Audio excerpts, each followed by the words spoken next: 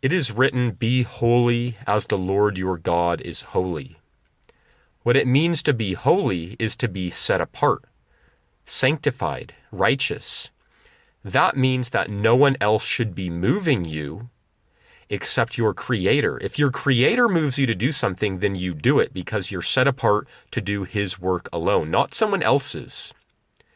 Christians today, however, have a form of holiness, meaning they are sanctified or set apart for a form of work, a form of duty, but that duty has been justified or seen as righteous in the eyes of their church members, their fellow brothers and sisters in that body, that organized body, that church.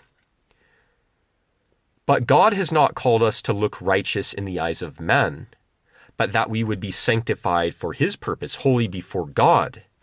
That is why we're called to be holy as our God is holy, not holy as we think some church out there is holy or try to emulate someone else's good deeds or good works. But we are to be holy as our Father in heaven is holy. So what does that look like?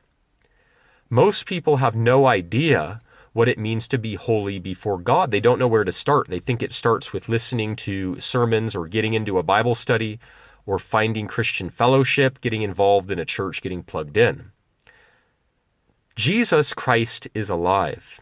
And I want you to remember Abraham, that many Christians claim is their father. They say Father Abraham. But Father Abraham, who the Christians revere, he did not have a Bible. He did not have the law and the prophets. He did not have 613 Torah laws. He didn't have any book. But God gave him a promise, and that promise was through faith. And the seed of faith came through Abraham. And the Messiah came through Abraham. And our salvation came through Abraham. Not that Abraham is God or not that Abraham ultimately was perfect. Of course not. But God had a promise that He made with Abraham, and He fulfilled that. That was before the law and the prophets. That was before Christian churches. It was before the Bible was recorded or written. Now, when God spoke to Abraham, Abraham had to act in faith. God has not changed. From the time that God spoke to Abraham many years ago and called Abraham out of Mesopotamia to be a pilgrim going his way towards the promised land, spiritually, that is the New Jerusalem. From that time until now, God has not changed. God is still calling you and me and all people to live by faith. He requires that we come into faith by believing, not that we get into a church or a Bible study or put ourselves before the altars of the churches, but that we come into the true faith as Abraham did, as many Christians call the father of the faith. But what is happening today is Christians say, you can't have true faith without a fellowship, brother. You need to know the 613 laws of the Torah, else you can't be a true Jew. If you don't know the Old and New Testament perfectly and you don't know our doctrines, then man, you're not a real genuine Christian. Get to know it, then we'll talk. That's not what Abraham's faith was, and God has not changed. The Lord Jesus is alive. He spoke to Abraham, and He will speak to you today if you are serious to have faith, as Abraham also had faith. It starts with praying. It doesn't start with going to church. It doesn't start with getting the right version of the Bible. It starts with prayer. You know, there's a lot of people that are very deceived by these New Age preachers or preachers that appear to be very educated, knowledgeable of the scriptures. They think it's all about getting to know the right version of the Bible, the 1611 King James Version or some other version that they think is a really good version of the Bible. Abraham didn't have that. That was not where he put his faith. Abraham's faith was genuine. He made mistakes, but he repented, and his faith was genuine. And we also have to have that sort of faith, genuine faith, not faith in church, not faith in a Bible version, not faith in fellowship, but faith that we have a creator that will speak to us, that will guide us, that will teach us all things, just as Jesus said in chapter 14 through 16 of John. We need to make sure that we truly learn his voice and then that we obey him.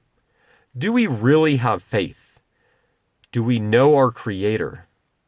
Or are we just like the hypocrites who are playing church every week, giving sermons that sound so sensational?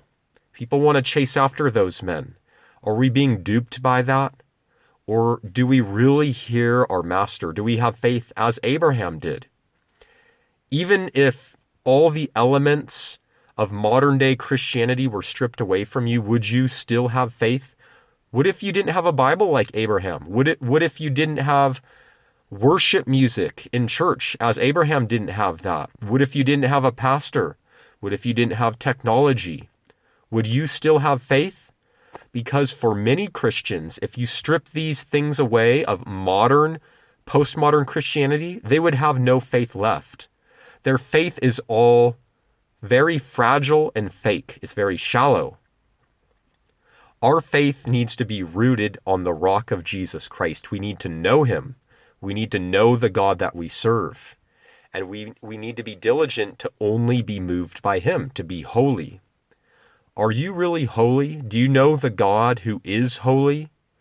Or are you confused and mixed up in the world like 99.99% of Christians?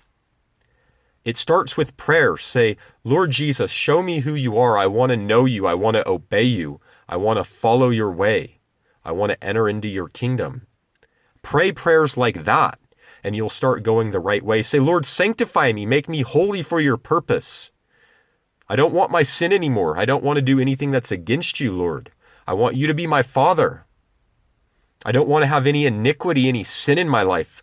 I will go the way of righteousness with all of my heart. Start praying prayers like that, and you'll be going the right way. But get yourself into a church and surround yourself around dead religion, and you're bound to get all wrapped up in the world and mixed up with Satan's gospel. I encourage you to really have a prayer life. Seek the Lord Jesus and be holy as God is holy.